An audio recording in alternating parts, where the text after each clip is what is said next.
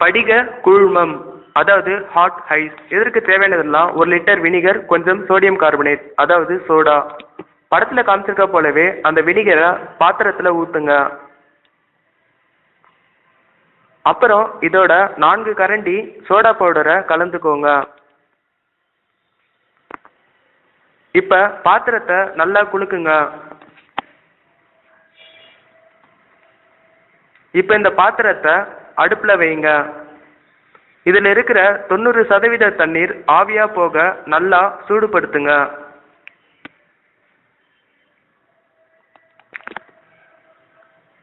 இப்போ மீதம் இருக்க 10% கரைசலை ஒரு கண்ணாடி டம்ளரில் ஊற்றுங்க.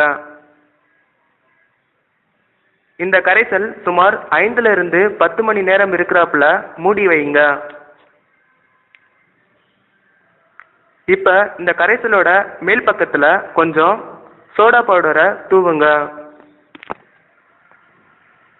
அப்படி தூவுறப்ப அதில் இருக்கிற பவுடர் அந்த கரைசல் முழுவதும் அழகாக பரவுறத பார்க்கலாம். பாருங்க எவ்வளோ அழகாக பரவுது. பார்க்கவே எவ்வளோ அழகாக இருக்குல்ல. இதோட மேற்பரம் பார்க்குறப்ப படிக கரைசல் உருவாகி இருக்கிறது தெரியும். இப்போ ஒரு கரண்டி எடுத்து பார்க்கலாமா?